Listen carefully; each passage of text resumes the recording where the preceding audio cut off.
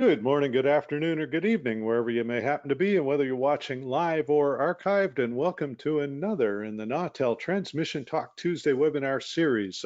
Last week, last several weeks, because who keeps track of this stuff? Well, I certainly don't, but Mr. Disembodied Voice himself, Ed Sylvester, is in the background, and he tells me this is episode 41. Don't know what we're going to do for episode 50, but I'm sure we'll have some fun. Speaking of fun, we're going to have some today. We're talking about transmitter site quirks and some of the oddities that you tend to overlook or that you just don't think about until they come up and bite you in the tail. And I wanted to pick somebody that's been to probably more transmitter sites than I have and is used to seeing some of these things. So reached out to my good friend and fellow road warrior, Mike Patton, down in Baton Rouge, Louisiana. I said that the French way, so sorry about that. But Mike, welcome and thanks for being with us today. Thank you very much. It's my honor.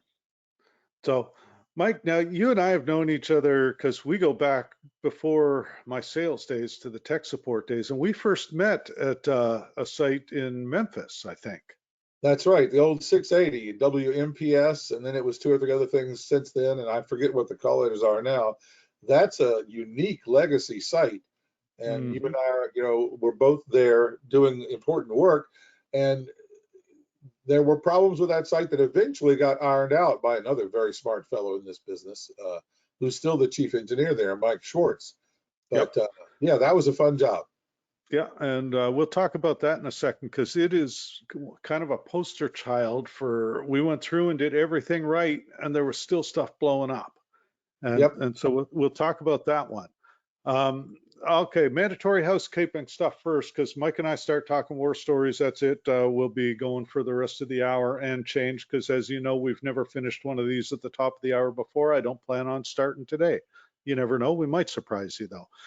If you're an SBE member, remember that our webinars do qualify for half of a recertification credit under category I of the SBE research schedule. So jot it down in your notepad or scrap paper spreadsheet, whatever you use for keeping track of that. If you have any questions, comments, criticisms, concerns, general snarkiness or sarcasm, we take it all. Bring it on. There's a question box in the bottom of your control panel. You can type it in there. I'll answer it as I see it, and we have room. Elaine says, hi, Mike and Jeff. John Van Milligan says, happy Moon Day. Where were you 52 years ago? That's a good point. 52 years ago, I was 3 years old and watching the moonshot on television. I'm sure you remember it well. You know what? I remember it because it was pushing the wrong side of midnight, Nova Scotia time, and I was allowed to be awake. So I remember it from that aspect. I remember the living room and where the TV was, but the actual moon landing, no, I'm afraid I don't remember that. More the event than the details. And Mark Boris says good morning. So also, if you have a microphone and you feel like getting interactive with it and aren't gun shy at all, there's a little hand wavy icon on your control panel. You can certainly put that in there, and we'll be happy to open your mic and make you part of the conversation. And we'll bring it on there. All right. So moving forward, as always, we have the agenda, quote, agenda, things we'd like to talk about. And these are just things that sort of, I sit down this morning with my coffee and say, I don't know, what are we going to talk about today? And these are the things that come to mind. If y'all have any other ideas or comments, again, hit them in the question box. By all means, this isn't cast in stone. We'll go wherever we happen to go with it. And one of the little side notes to start, Mike, you guys, in addition to doing a lot of field work and bench repairs and other stuff, you do some pretty creative engineering, some design work too. We do. We've developed a number of little retrofit products over the years. We're fairly proud of them. The picture you put up here is one you took in my shop of the first product that we had that really was widely accepted and I hope loved. We've sold almost 100 of them. We're just making our latest production run of another 30. And that's a retrofit diagnostic display for the Harris SX series transmitters. Some people put a U between the S and the X on those, but I'm actually rather fond of those transmitters. We do a lot of them. And this little puppy here uses a modern LCD color display, as you can see, and it shows all the various parameters in plain text, so you don't have to look up codes anymore, even the overloads. Hmm. And it replaces the original display, which used an early Texas Instruments alphanumeric display that very quickly became unobtainium because TI discovered that apparently there were heat issues in the construction of the thing internally, and they died very quickly. But unfortunately, in the meantime, there was a whole boatload of medical equipment that used that particular display. And so when TI discontinued it, whatever stocks of it were around got scarfed up because you can't just sub something in a medical device because of certifications. Right. So they became fantastically expensive on the used market. I've seen them for more than $200 a digit. Wow. So we were very happy with our little device here. Put a lot of R&D effort into it. My now retired employee Lynn Dortch and I spent hours and hours and hours writing code for the little Arduino that runs it. But Yeah. we're happy with it. It's great. We love it, and lots of other people do too. And one of the cool little things I like is the little text lines that sort of give you like unreflected power, lower is better. And I mean, for anybody with engineering background, that's kind of a well duh, but a lot of times you get folks walking up to a transmitter that may not be, the most skilled. And if you're helping them on the phone, then having those kind of little tips are really useful. So that's really cool. You guys do some other stuff, and looking at it from the Nautel perspective, some of our older boxes, the capacitors are starting to get to where you get a little capacitor sub assembly. Yes, we rebuilt a couple of the original AMFET 50 kilowatt units, and it used a bank of the computer grade screw terminal capacitors, which are Yep. very expensive. You can buy the same capacitor in terms of value and voltage for about a third or a fourth of the price in a snap-in, solder-in Hmm. type thing. So we developed a little PC board that had the right hole spacing to match the brackets in the original, but it had the right hole spacing to put the snap-in capacitors in it. So for a third of the cost of the original capacitors, we had the same amount of capacitance. And when you're doing that for 48 modules in a transmitter, it was worth the R&D effort. Yeah. Even though we Yeah. only did a couple of the transmitters. And we have several things like that we've developed, just little quirky things with PC boards. And then we got into some more complicated stuff as well, like the display. And we do a synthesized RF source for the AM band because crystals cut the frequency have pretty much gone away, things of Yeah. that nature. Yeah, and I know you've got site controllers and other cool stuff. So I did put the link up for anybody who's interested to Mike's website, and you can certainly go in there and what'd you call it? I forget the headings, but the headings were self-explanatory enough that I was able to find it. So you won't find this particular picture in there. He's probably got much better ones that weren't taken with a BlackBerry with Mike holding his hat in front of his face in the background. But I'll tell you a funny story about that particular display, though, and then we'll all move on. right. That that transmitter is capable of more than one overload. And the original overload display, you had to go through and do a binary subtraction weight to figure out, because it would give you a number. And then you say, well, it was 67. That would be overload 64. Well, this is so-and-so. Then you've got 3 left. So it'd be overload 2. Then you got 1 left, it'd be overload 1. It's like, this is nuts. So we just wrote a little code to figure out what to deconstruct that and display them all. But we had a limited amount of space on the display. So Sure. we could display 4 overloads simultaneously. Other than that, we had an overflow, and it didn't crash. We trapped it, but it wouldn't display right. And the joke was that if you've got an SX transmitter that displays more than 4 simultaneous overloads, we should just have it display Nautel's phone number instead. There you go. Save some grief all the way down the road there. Right. But now, so we got the lightning protection. Heads up that, or sorry, kudos. I'm going to flip back to Elaine Jones took this picture. It's a time lapse of Tucson lightning storm. And that's one of them. I got this fancy Canon camera. I've never learned how to use it like this. There are a lot of folks out there much better at that than I am. But some of the things you run into in sites, and these are all pictures, these particular ones are all ones different customers and friends and listeners have sent in. And I know you've seen the vice grip clamp as a radio station temporary, 15, 20 years after it was installed. A lot rustier than that too. I've seen ones you couldn't knock apart with a hammer. They were so far gone. I like to tell the story. I ran into a set holding the feed of an AM, holding the copper cable onto, or the copper pipe onto the base of the tower. And I came through one trip. It had just been put on like that. He goes, yeah, this broke off last week. The wind was blowing it around and I haven't gotten around to properly fixing it. I'd say, okay, cool. I came by about 5 years later. Same vice grips were there, but now they're aviation orange because the tower painters came down and painted everything, including the vice grips. And so I keep meaning to dig that picture up and just post it because I've got both the before and the after. But Yeah, that's that's the kind of classic. thing. Now, the one on the left, that's a cell company getting creative with their coax grounding. And of course, the one on the right, how many times have you run into a site where ball gaps are arcing? Yeah, well, I think that's past arcing.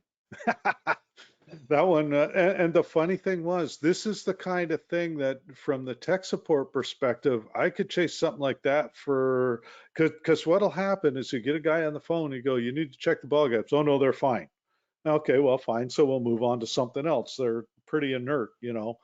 But yeah, I've had situations where we spent day or two before you could finally say, look, I need you to physically go out and look at the ball gaps. And then you'll get a picture like this a couple of days later. It's like, yeah.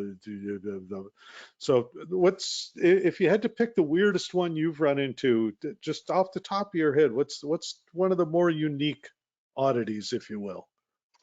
Well, I've certainly seen my share of gaps that aren't like that one there. I had Hmm. a site I was called to some year, not that long ago, maybe 4 or 5 years ago, outside of Chattanooga, that we'd sold them an SX5, and these people within 2 years they managed to completely run it into the ground. And Hmm. I had to go back up there and rebuild it again on site. And one of the problems was it looked like the antenna wasn't right. And I went outside, looked, and there was a gap, and it looked okay. But I looked closer at it, and the balls were, maybe that far apart, but there was this little tiny solder bridge between the two balls. It had arced so badly, it welded the balls together. I had to Nice. go bang them apart with a hammer and, smooth them out with a file. And Yep. that was one of a number of things at that site that would just, I spent like 5 days there when it should have been about a day and a half. We had one in Botswana that was always, always, always tripping on reflected power. And finally, we ended up sending a 100 kilowatt station too. And we Ooh, ended up sending one of the guys down there, and he comes back with a picture, and he goes, "You're not going to believe this." And he shows the ball gaps, and one of them just looked like a little bristle brush had grown up on it. Like somebody had a high and tight just on the ball gap. And it's like, what the heck is that? And he goes, ant legs. Apparently, there had been a trail of army ants or fire ants or some kind of ant come up, and they'd climb up, they'd hit the ball, they'd poof, disappear, transmitter cut back, nothing but left, no evidence left but a set of legs welded to the tower. And it had happened enough that there was a whole forest of ant legs on the ball gaps. So wow. on the Yeah, that plus same, side, the balls were set close enough that the ant was enough to trip it. right. Well, that same site where you and I met up there in Memphis, I was in town a few years ago on something else, and Schwartz asked me to go look at it because he didn't want to stay on in high power in the daytime. And I walked out to one of the towers there, and wasp or something had managed to get across the ball gap and cook itself. And Hmm. it was enough to where it didn't fire at low power at night, but when they went to high power during the day, it would arc over and flash over. So just knock it out, and that was the end of that. Yep, yep. And Yeah, then we've and seen a I lot mean, where they didn't set them right to where they drip. You can't do them like that. You got to do them right. like that, kind of, Yeah. because otherwise water will drip off the top but on the bottom one, and that'll be a lot of fun. Yep, yep. And I Or you'll mean, see them that's, that far apart on a 1 kilowatt. You know, yeah. Well, and that's the big challenge, and that's why I tell folks, and we did the same thing at that Memphis site, the polished carbon balls in the ATU where they're out of the weather and Yep. away from most of the insects anyway. That Memphis site, getting back to that, so what Mike ultimately found, and Wendell, my boss, who was in engineering at the time, had gone down after you and I had beaten our heads against it a couple of trips. And the main electrical ground, the 2 gauge wire coming down off the phone pole or 8 gauge or whatever gauge the power company runs, it ended 2 inches below ground. It had totally corroded off. So there Yep. was no connection from the main AC back to the building. So all our surge protection, the circuit had been broken. So that was kind of, again, one of those weird little things. A lot of times you got to do some shovel work.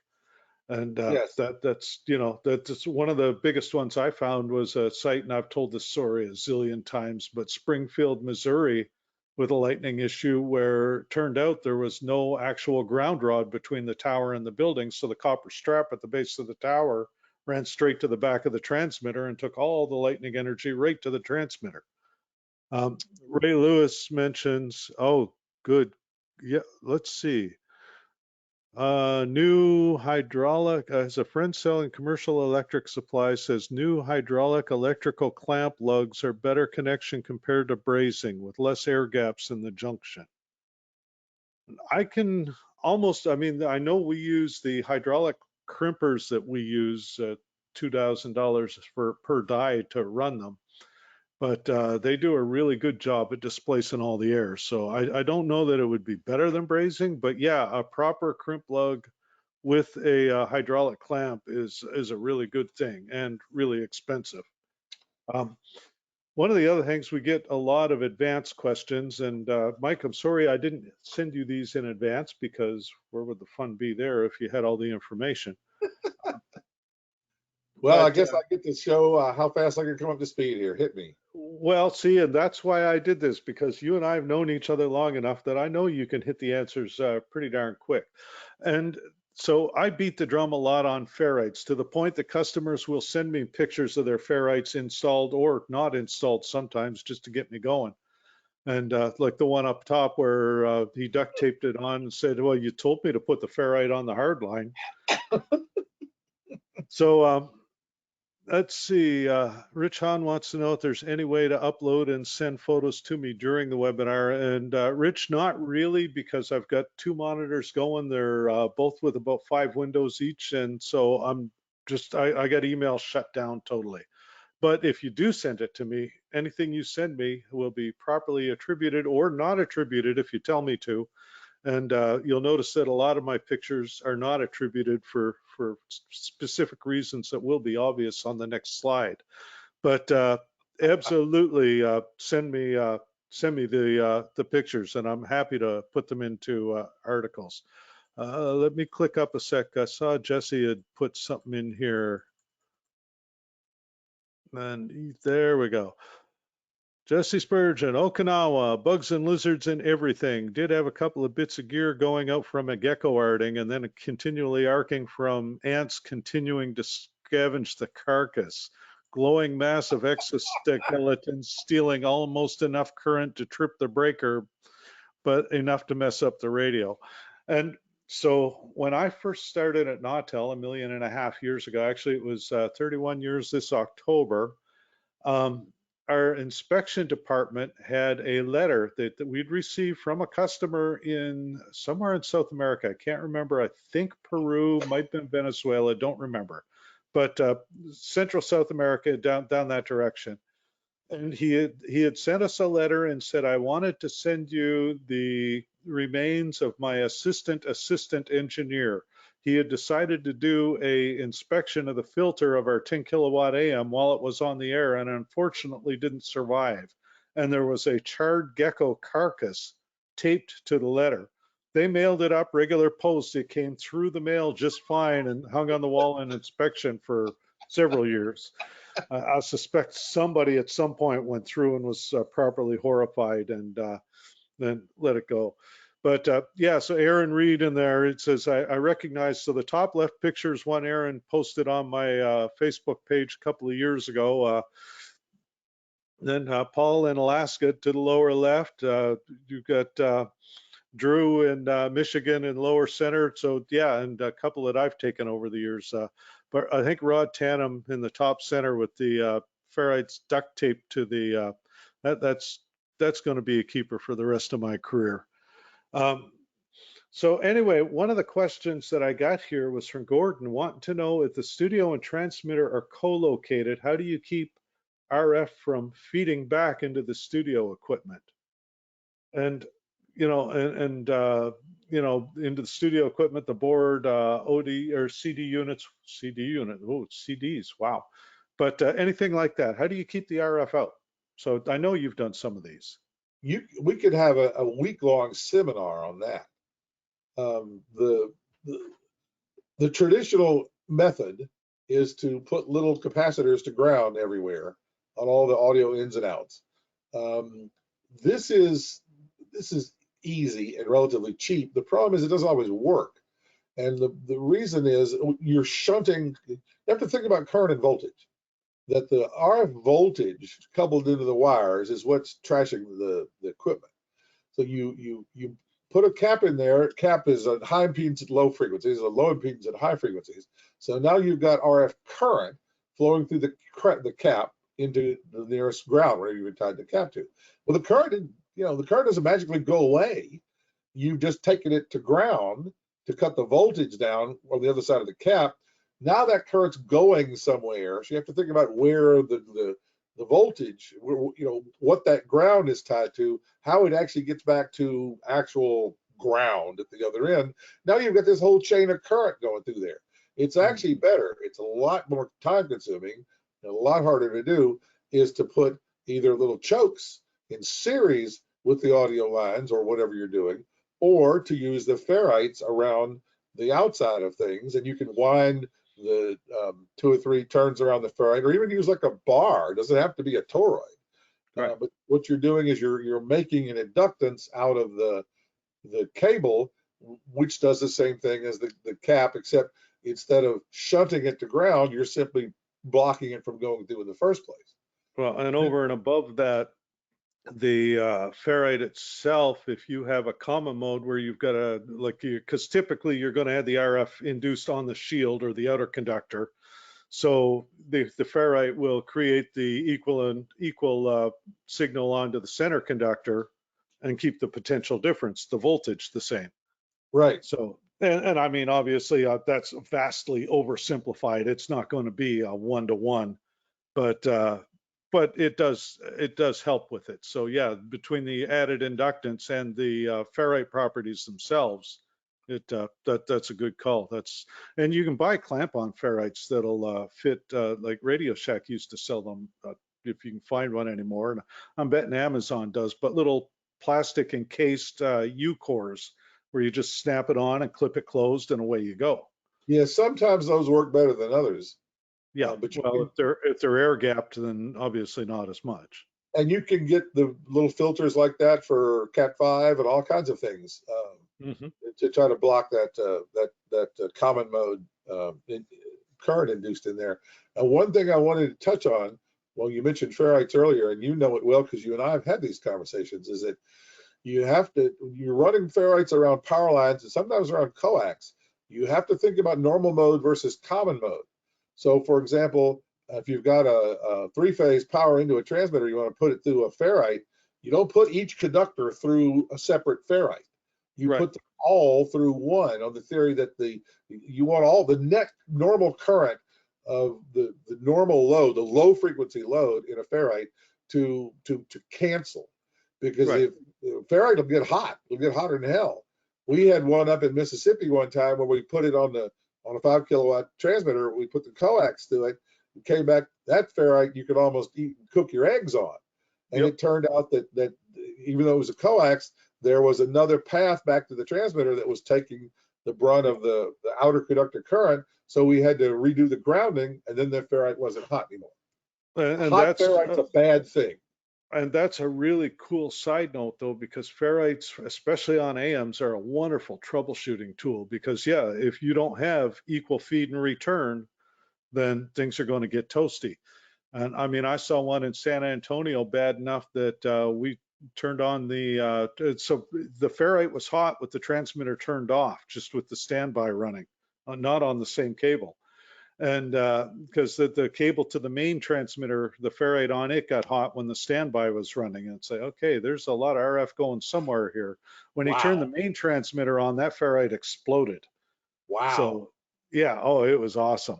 A couple of comments in the question remark. Aaron mentions that if you want to keep audio off your phone lines, AOIP, or RF off your phone lines. Well, depending on your AOIP service, it'll keep the audio off your phone lines too, but that's a whole different argument.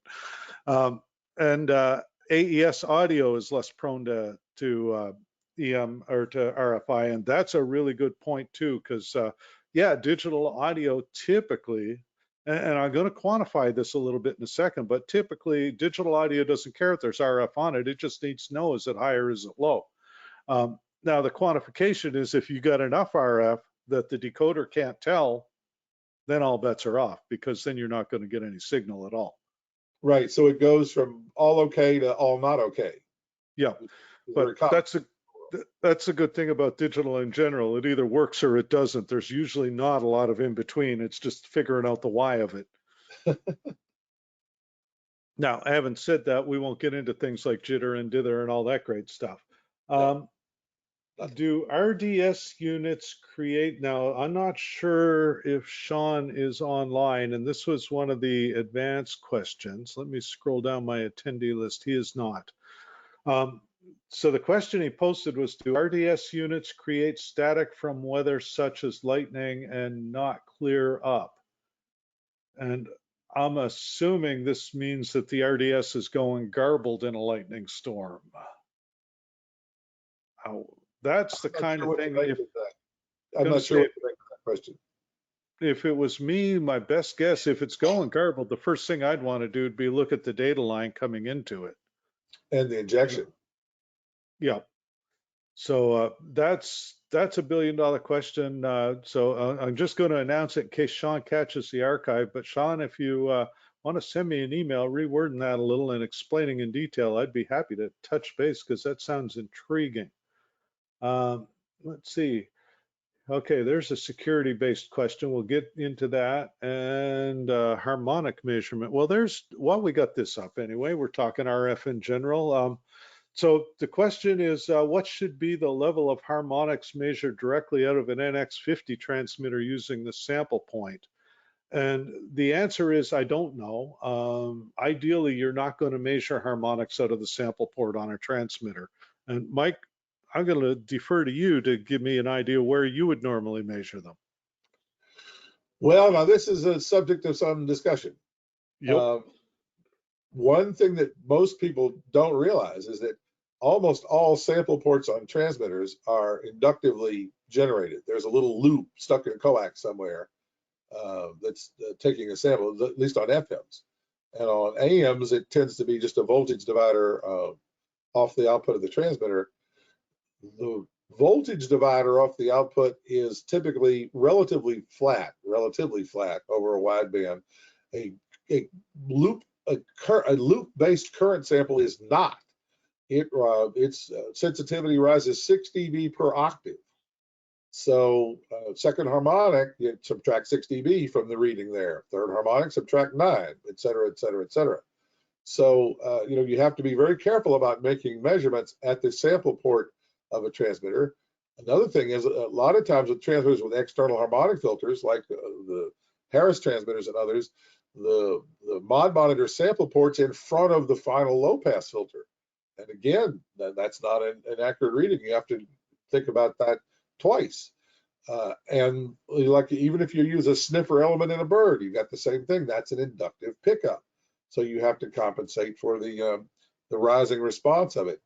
In my experience, the best thing to do for harmonics is to measure them on AM with a calibrated antenna in the field. Frankly, I use an FIM 41 or 4100, where I could just read it directly off the meter, because that's what matters. It's what's out there in the world, not at the sample port. Because these days, a lot of times with these cell companies coming up with 4G and now 5G, They're holding our feet to the fire for harmonic suppression and spurious suppression far, far beyond the FCC rules. And even though theoretically the law's on our side, they're the 800-pound gorilla on the bus these days, and Right. they've got enough lawyers to drown your grandchildren in motions. So, you pretty well have to sing their tune. I've seen a lot of transmitters have to be replaced because they couldn't be made to meet the suppression specs. Cabinet radiation is a serious issue sometimes. Yep. When they're trying to pick these tiny, tiny little signals out of the air, even 100 EV of harmonic suppression on one of our transmitters is going to be a problem. And that standard's almost impossible to meet sometimes, almost impossible. My record so far was a certain cell company whose name I won't mention, but is almost all letters. Starts, yeah, anyway, they wanted 118 dB of isolation. Wow. 118 dB down from a 100 kilowatt carrier is not a whole lot of watts by the time you get down there. In my area of the country, that particular letter-laden company is also known for being particularly aggressive. I don't know if Yep. the band they chose to use is one that falls at a place where most of the FM band generates harmonics in it, or why, or they're just determined to be the biggest jerks on the block. But they're the ones that have caused more stations more trouble than all the other carriers. So the parts of there's a couple of parts to it, and I mean on one side I kind of empathize when you're trying to do a nationwide rollout. If you can put every site a couple of 100 feet further apart, you're going to save a couple of $1 billion, and that's not pocket change. So I get the logic. But by the same token, typically what I tell folks is if somebody comes at you with this, the first thing you do is get somebody like Mike or a contractor consulting engineer to come in, do a sweep, and give you a report with the sweeps, so you can go back to them and say, look, we had this done. We verified we're legal according to the FCC rules. We understand what you're trying to do. We'll work with you, but you got to cover the costs on this. And I've had situations where I've had one situation where the cell company offered to buy a new transmitter. Now, in that particular situation, turned out that it was their receiver being overloaded, and we finally, over half the ones I've run into, it was the fundamental overloading the receiver. The only way to solve the problem would have been shut the FM off totally. Right. And looking at the way things are going, that may or may not be something we see happening down the road. So definitely, like you said, they got a lot more lawyers than most of us do, and it's always good to play nice. Yeah, I had a Now, customer a couple of years ago outside of Memphis, speaking of Memphis, that had a brand H 3.5 kilowatt transmitter and running fine for many, many years. And cell company built a new site about a half a mile away, and all of a sudden they had an issue, and it was a cabinet radiation issue. That we got in there with a sniffer probe, and the tech from the representing the cell company was a pretty decent fella, and I got to sniffing around, and there was just nothing you could do. It was even all the finger stock was good, and everything looked perfectly according to factory spec, but there was enough cabinet radiation to yeah, cause them a problem. And my advice to the college that owned the radio station was buy a new transmitter. It's 25 years old, CapEx it, move on, because otherwise you're going to mhm, fight this forever. Chances are you're going to lose. And, what's the point? yep, yep. And so definitely it's a judgment call every time. And that's kind of a segue from where we were going. But these days that makes up a good portion of the non-actual transmitter problem type calls that we get. The stuff where, there's nothing wrong with the box. Now, I've run into a few where some copper tape will help drop it another 3 or 6 dB, and sometimes that's enough. But definitely it's something to be aware of. One of the other things to be aware of is a lot of times we walk into sites and you got no idea what you're going to see when you get there.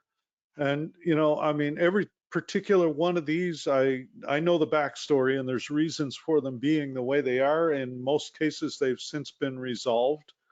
But you run into some pretty interesting stuff. And some of that, and I'd put this up as a possible topic at the beginning, but some of it can potentially be personal security type issues too. So what do you do in a situation like that? You know, as much as this is a answer speaking from a position of privilege, which is a word we've all become more familiar with the last few years, I'm to the point now where I don't have to take any particular job. If I walk into a situation that looks like, the owner uh, doesn't visit the site or doesn't care or tells me he doesn't care by what his words or his actions there, it's like, man, maybe you should find someone else to work on your stuff Hmm. because I know we're just going to butt heads, again and again and again. Back when I wasn't so picky because living a little closer to the edge, I spent a lot of time, and I still do sometimes, trying to encourage owners to take care of their facility. But as radio stations become, the bottom line becomes closer to the top line, and leaner and meaner, it's harder and harder to motivate these people to take care of their sites. The AM sites in particular these days, because a lot of AMs have come to basically rely on their translator, and their attitude about the AM is, as long as it's on, so the FCC isn't going to bust us for running a translator without the AM on, we don't care. And Right. that's really hard to overcome. And I don't have any good answers there except to say, just keep beating the drum. If you want me to be involved, if you value my expertise, then we're going to do it to certain standards. And if you don't meet those standards, then I'm going to find someone else to work for because life is too short. I don't want to go through life working for sites I'm not proud of associating my name Right.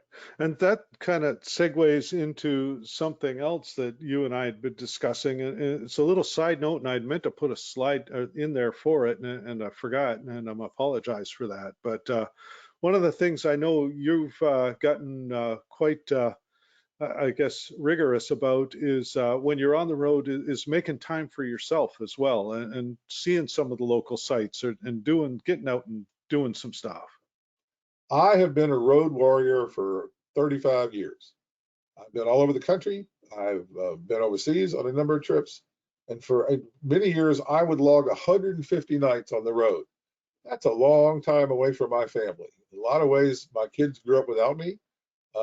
And there have been some issues there that we've done our best to overcome as a family. I'm not on the road nearly as much these days, and certainly not this past year. But just last week, I took my first commercial airplane flight. After the pandemic started, and I've got several others scheduled in the next few months, playing catch-up ball on some of this field work. And I did make some road trips during the pandemic. I was very careful. Apparently, I was careful enough. I didn't get sick, so that's good. I have been fully vaccinated now since almost the beginning of the year. I was lucky enough to get in on that early. But there was a movie many years ago with William Hurt and Gina Davis called The Accidental Tourist, about a fella who traveled for business, and he made it a point to try to do whatever he could to enjoy life on the road instead of just rushing there, doing his work and rushing home. And now that my family is grown and gone, I don't feel quite as much pressure to get back as soon as possible to the home here. But I want to live. I'm not going to live forever, and I want to see what I can of the world. And so I deliberately, wherever I'm at, large, big town or small, I go find something cool for me to do. Whether that's visiting a museum, or taking a tour of a ship, or just walking up and down the beach, or hiking trails, walking trails, professional baseball, or other sports, um, cultural stuff. I'm a huge museum rat, a theater rat. One time on a road trip a couple of years ago, one of those whirlwind trips, I saw 7 live plays in 5 cities in a week and a half, and I still got all my work done. So, this is important to me. This last week, I was in Corpus Christi. I took an extra day when I was done, and I went and visited a museum ship, an aircraft carrier from World War II. The night before that, I saw a semi-pro baseball game. The night before that, I did a couple of miles up and down the boardwalk on the beach. That sort of thing. And it's not that hard to schedule. Between the internet and Facebook these days, you can find something cool to do anywhere, whether you're in Cleveland, Mississippi, or Cleveland, Ohio. I guarantee you there's something cultural going on that Yeah. do a little digging, you'll find out something fun to do besides go to work and eat and go back to the hotel. Well, and that's one of the things before we got rolling at when we were doing our little pre-show pep talk, if you will. But Ed had mentioned that nobody's ever going to want their epitaph to say, "I wish I'd worked more," Right. you know, I wish I I'd wish, spent or more what was it time in you the said? office. I wish I'd spent more time in the office. That's right. That's what you had said. And yeah, that's one of the lessons. And it's funny because especially these days, as we get fewer and fewer engineering folks out there, uh, I think that spending a little bit of time for yourself becomes a little more critical, and it's something that I was way too late learning to appreciate. So it's been something I've been focused on a lot more in the last couple of years. And yeah, like you say, the work still gets done. And matter of fact, in a lot of cases, a lot more work gets done because I kind of refresh my brain and can focus a little better. Yes, when we put a crew on the road, um, our policy is that every other weekend we go home. We schedule 3 days off, 11 days on, 3 days off. And if you don't want to go home, I'm not going to make you, but I am going to make you take off and go do Hmm. something that recharges your batteries. And that's worked out very well for us. In the past, I've been away from home as long as 6 weeks at a time, and I'm not ever going to do that again. No. Uh, And even when you're younger, I mean, going back, some of my earlier trips were 6 weeks, but you're dragging your heels pretty hard. And now, even said that, you can do the 6 weeks on the road and take a day off every 6 or 7 and just do something, do some touristy thing to, just get your brain back in the game. So Aaron Reed wrote, Aaron, I'm going to get up here and see if you got a microphone on because you wrote me a book and it's awesome, but I don't want to read it if you've got a microphone. So let's see. You haven't told me you don't have a microphone. On my end, you are officially unmuted. So now, unmute yourself now. You Okay, how should, about that? you're good to go. Okay. So you'd made a couple of comments about sites. Number one with physical location and economics. So just hit me what you got there. Yeah, this is something I suspect it's pretty common across a lot of the country, but it's certainly something I've seen around my neck of the woods in New England, is that there are a lot of really old transmitter buildings out there. I mean, just because the facilities have been around since the 40s. Or in some cases we're pushing a century, and they just never moved because it wasn't economical, especially in here in New England. Coming up with a new building, new land, all that stuff, it can be fiendishly expensive. And now you're talking about with AM sites that, as Mike astutely pointed out, a lot of these places, the AM is not generating any revenue. It's the FM translator.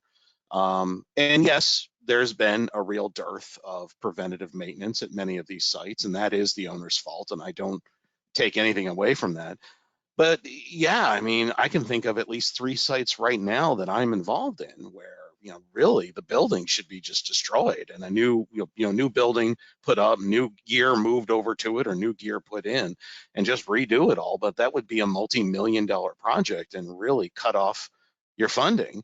And to take it a bit more into the micro, I control an AM site right now. And like a lot of AM sites, it's pretty watery, and our local DEM, Department of Environmental Management, is a huge pain in my neck.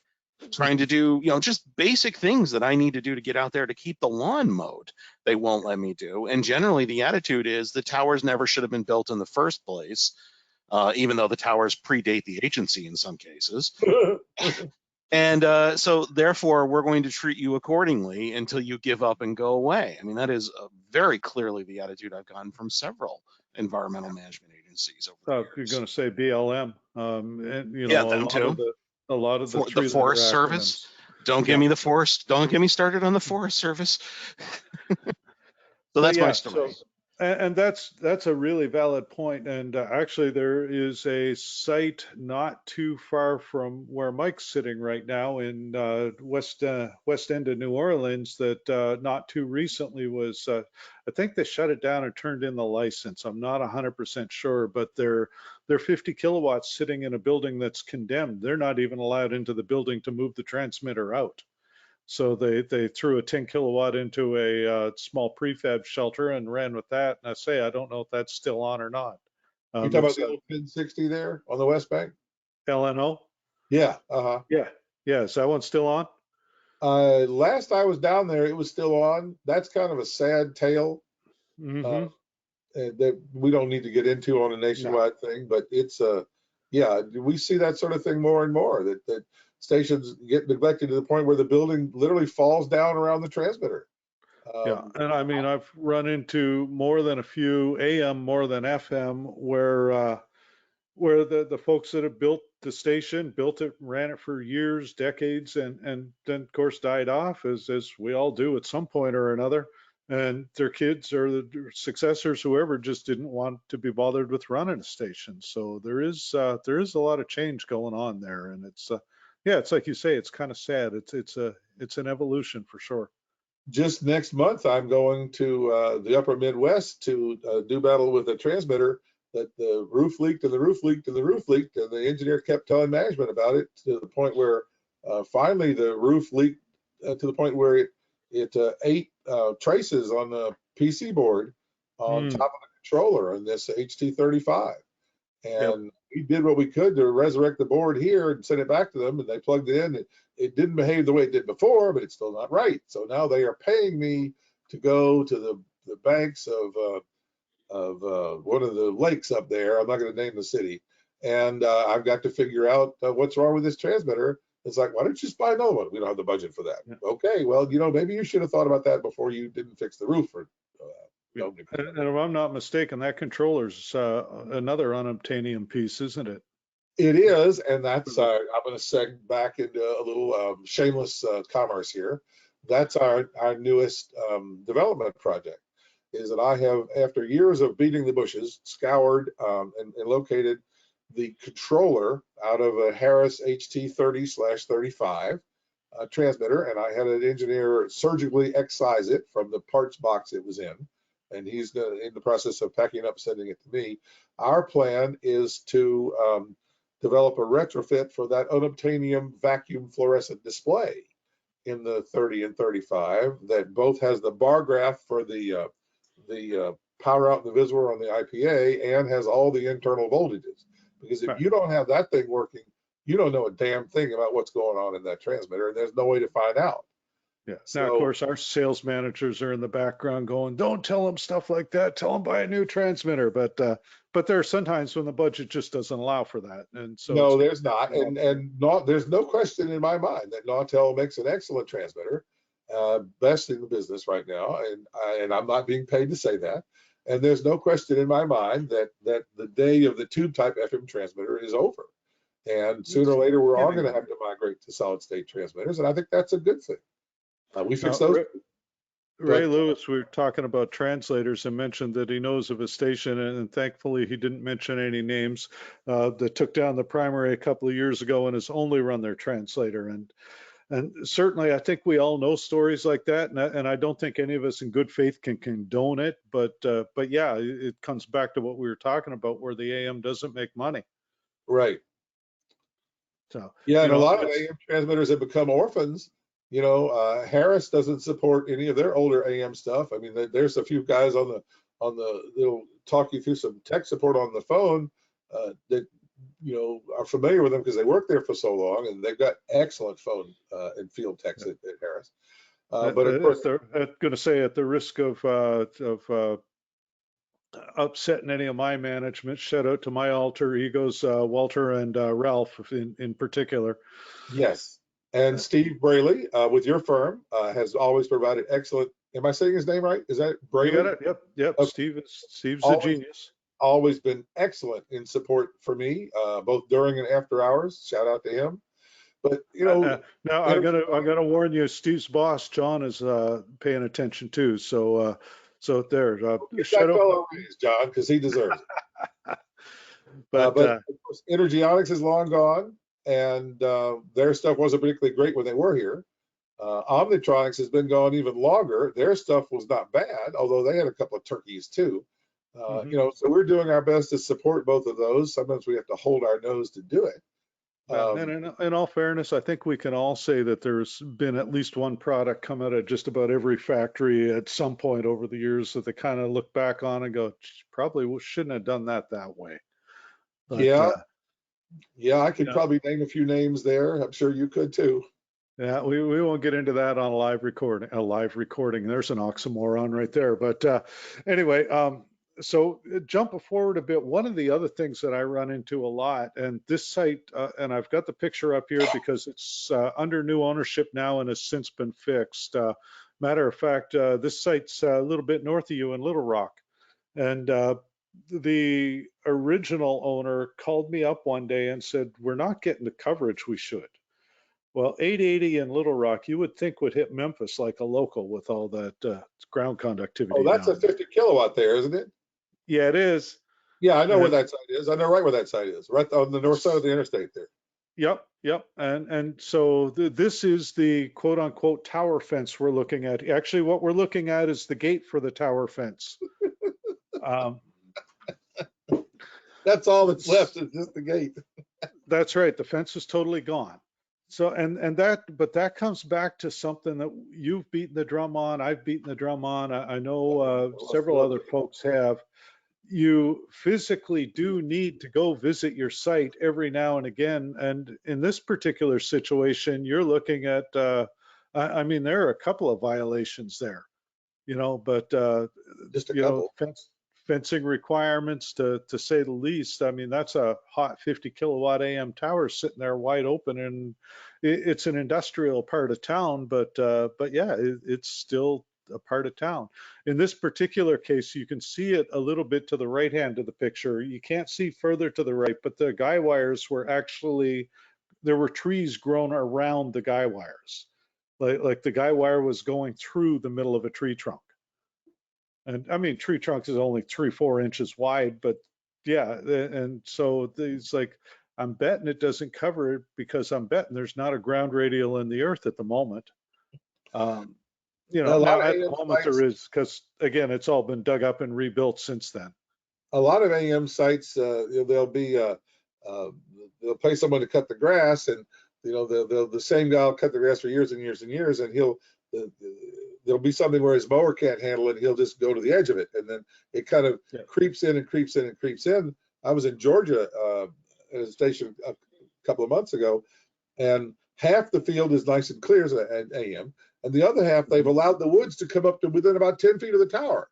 Yep. It happened a little at a time over years and years and years, but it's like now it's like, guys, I really don't think there's much ground system back there because it's all trees. Yep.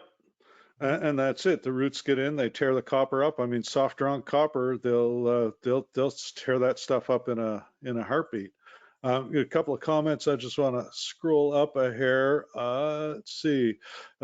So Tony mentioned that Mother Nature's reclaiming her own, and he's not wrong there.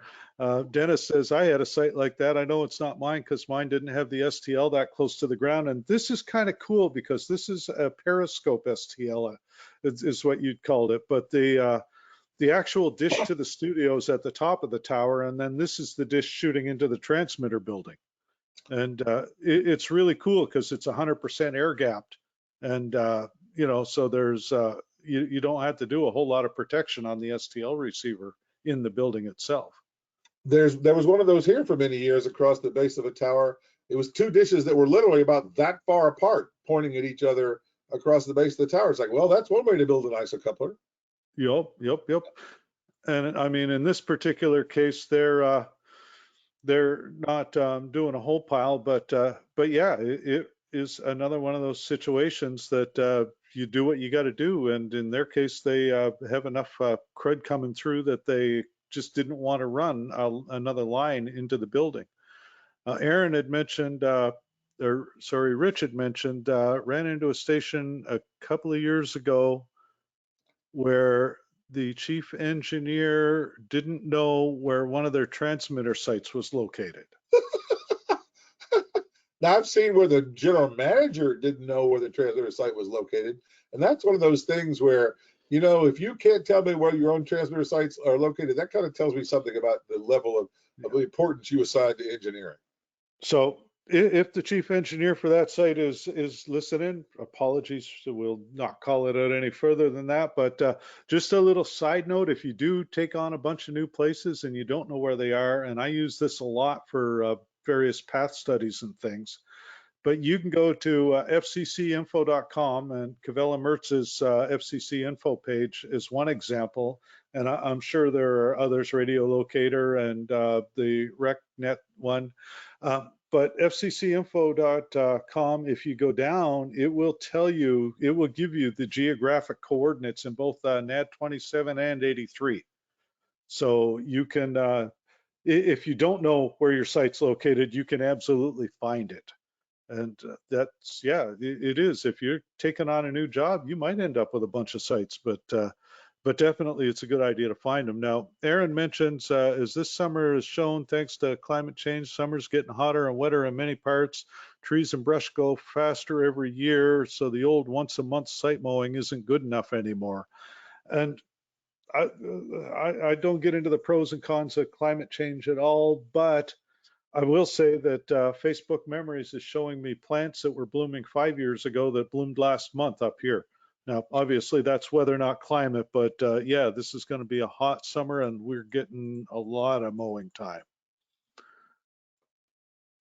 Yeah, I found that as time goes on, and of course I live here in the deep south where it's always the sweat house, but it seems to me like stuff as the weather's heated up and become more volatile, that transmitter sites tend to grow more weeds faster, longer, and it's a constant struggle down here. Yeah. People Yeah. who only cut their grass 3 or 4 times a year, that can get pretty bad. And the Mm-hmm. grass can get pretty tall, which may bring you to another photo you showed me earlier. Well, and that is exactly the next photo. Very good catch on that one. And this was, so we've hit the top of the hour, and you know, kind of, we always go a little over, and it seems no reason not to have you tell the story here. That is my car. That car's looking like it's seen better days. Yes, that is one of my retired employees there with the gloves, and inside the car is my good friend Matt, who was kind enough to drive over there on no notice and rescue our ass.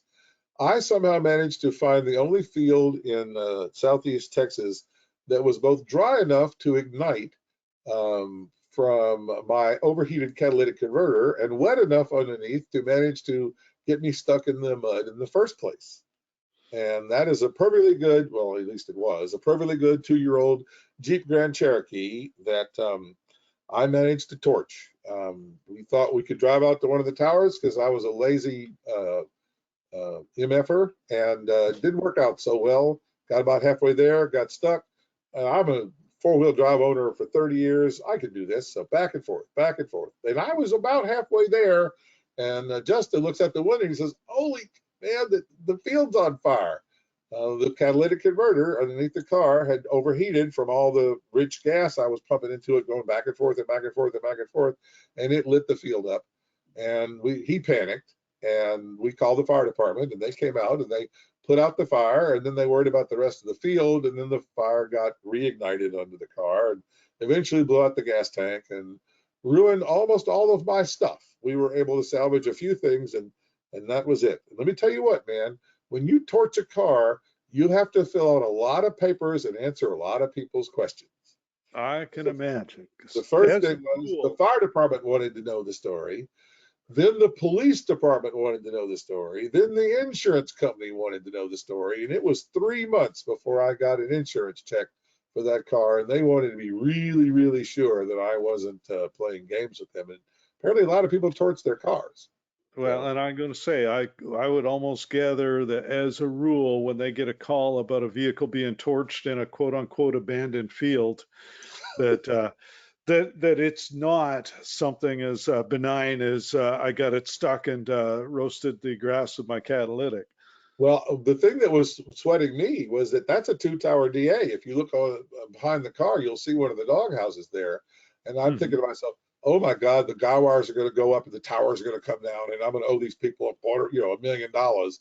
But thankfully that did not happen. Apparently guy wire anchors are fairly sturdy, and the fire department did put the fire out before it managed to burn the whole place down. But that was not a fun Saturday in my life. It was not. In Southeast Texas, yeah. No, no. But that does come back to just one of those, and again, that's why I included this picture, not so much to drag on you for burning your car down, as much fun as it is to recount the story from several years down the road. But it is one of those situations where we all drive into grassy transmitter sites on a regular basis, and I don't think anybody really thinks a lot about where you're parking your vehicle as you get your gear and get out. Tony says hopefully there was no test equipment caught in the fire, but you did have quite a bit of stuff in the back of that truck. I remember that truck. I dragged most of it out. I lost a few things, and some of my stuff is still a few shades darker than it was originally, but it still works. One or two things I lost. I lost my trusty little scope for many years that I'd had. I was not able to salvage it. But yeah, that was I lost my laptop, and I had not backed up my data recently, and that was a big blow. That was a really dumb thing on my part. Nowadays, I'm much more careful about cloud storage. Well, there was no cloud storage to speak of. Right. I mean, yeah, and that's one of those now, and that's one of the things I said. Like, I mean, I'm on the work laptop at the moment. My home laptop's upstairs, and everything is backed up to various OneDrive and Dropbox accounts to the point that if either of them dies, I can go to Best Buy, grab a laptop off the shelf, and be back in the game in a couple of minutes of config time. Yeah, but I'm having to painstakingly, one page at a time, retype the documentation to recreate it for a studio facility here now, because I managed to lose all the copies of it in that fire 7 years ago. And for the first time since then, we're making any significant changes, and I just can't live on just the paper copy anymore. I got to update it. So, then I can't blame none on anybody but me. I can't bill it back to them or anything. I mean, that's my fault. I screwed up. Yep, and it is one of those situations where we beat the drum on it too, but document. Yep. On that note, Joe made the comment he learned that snow can insulate the AM field so to the point where it's thawed and swampy when you least expect it, and that is very true. Less for you, but more for us northerners, where you can see a field that's totally snow covered and assume that it's going to be frozen underneath and be 100% surprised when you're very promptly up to your axles.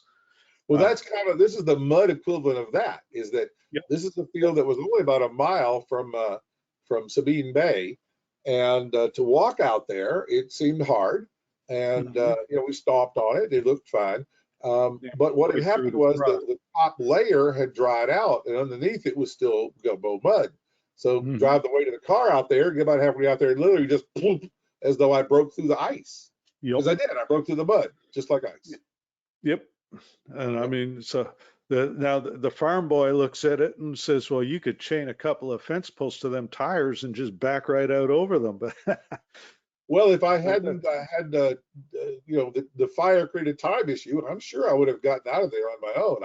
I've been a four-wheel drive owner for 30 years, but after this, the next car I bought and the one I just ordered a car. Who knew you could do that? Skid plates, a total set of skid plates, including one over the cat converter. The generals are always fighting the last war. Well, here I am. That particular fate will not befall me again. Whatever else I do in a car, I will never set another field on fire with my catalytic converter. It's like I always tell people, life's too short to make the same mistake twice when there's so many new ones waiting to be made. This is certainly true. On that note, this archive, as with all of our archives, or this webinar, as with all of our webinars, you can tell I'm tired today, but it will be archived, and you can find it on the webinars link under the resources tab on our website. Waves newsletter, we just had one come out a month or so ago, so Fiona hasn't been after me for content for a new one, but I do have some, so we'll have a little bit of fun with that in the next month or so. And of course, there's all kinds of online. We've got the Barrie, Michigan's BDR.net on there, but there's the Facebook transmitter sites and broadcasting club pages. Facebook, you can find pages for radio studios, for automation systems, just about anything.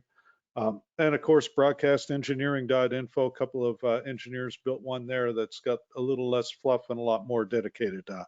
On that note, folks, we have come close to the top there. Well, 10 minutes past, 8 minutes past, who's counting, right? But Mike, I really want to thank you for spending your time. I know you've been busy, and I really do appreciate it. It's been a whole lot of fun. Well, the honor is mine. Thank you for inviting me, and I hope I can have another opportunity to enlighten people of my dubious wisdom. Yeah, dubious and wisdom are two things that I use together all the time. But on that note, folks, I want to thank you guys for spending your time with us as well, and we hope to see you all again soon. Thank you very much. Bye for now.